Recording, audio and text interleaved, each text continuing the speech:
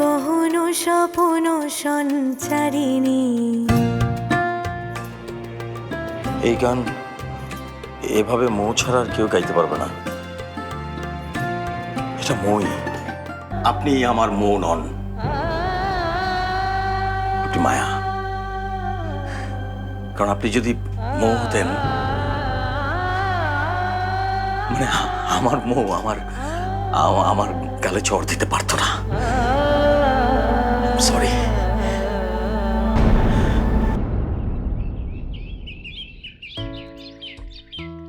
দাও ঘড়িটা প্লিজ। ওহো, আজ অনেক বেশি দেরি হয়ে গেল অফিসের জন্য। আর কখনো মনে ওয়ার্কে যাব না।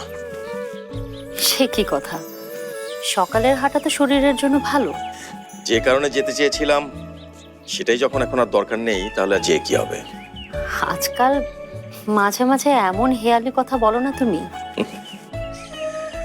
আজকে শেষ, আর হেয়ালির দরকার পড়বে না। আবার শোনো, আজ না দীপ্ত প্রভাতীতে একটা মেয়ের গান শুনলাম।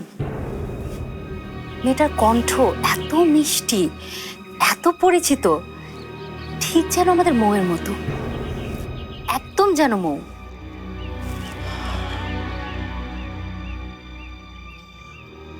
স্বামী,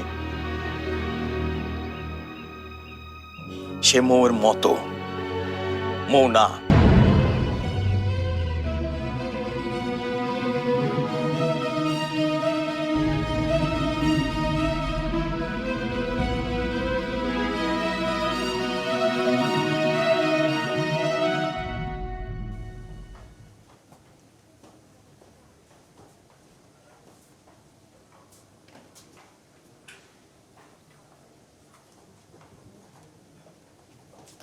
May I come in, sir?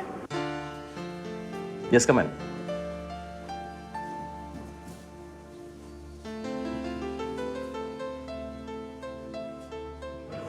Sir, sir আজকে কিন্তু আপনাকে একটু বেশি ফ্রেশ লাগছে। কাহিনীটা কি বলেন তো? লাগছে নাকি? এটা নিশ্চয়ই সোনার হরিণের জন্য। তার মানে আপনি যাকে ভেবেছিলেন তিনি সেই? তবে স্যার, মানুষের জীবনটা অনেক অদ্ভুত জিনিস। ইচ্ছে করেও কখনো কখনো সে ভুল করতে চায়। ভুল জিনিসটাকে সে সঠিক ভাবতে চায়।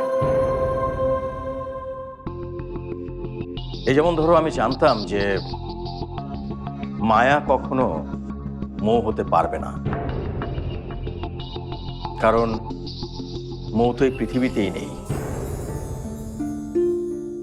মৌ কেবলমাত্র আমার আর স্বামীর ভেতরে অবস্থান করছে।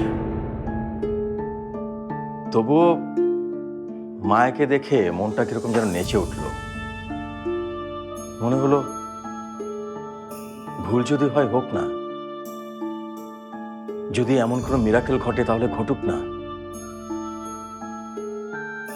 কিন্তু কিন্তু আমার মন ভুলে গিয়েছিল যে পৃথিবীতে মিরাকেল, অবাস্তব কিছু আসলে ঘটে না। আমাকে আমাকে মায়া বাস্তবে ফিরিয়ে এনেছে জেনে। তাতে কিন্তু আমি একদম কষ্ট পাচ্ছি না, বরং আমার মনের উপর জমে থাকা টানাপোড়েনের যে শ্যাওলাটা ছিল সেটা সরে গেছে। আমার মনের ভেতরে এখন পাওয়া না পাওয়ার দ্বিধার মেঘটা নেই। তাই বুঝি স্যার আপনার চোখে এত ঝিলিক? ঠিকই ধরেছ, দ্বিধা মুক্তির ঝিলিক। স্যার, আমার মনে হচ্ছে আকাশের অবস্থা ভালো না। আজ মনে হচ্ছে ঝড় আসবে। ঝড়ের পরেই তো রোদ আসে, আসুক না ঝড়।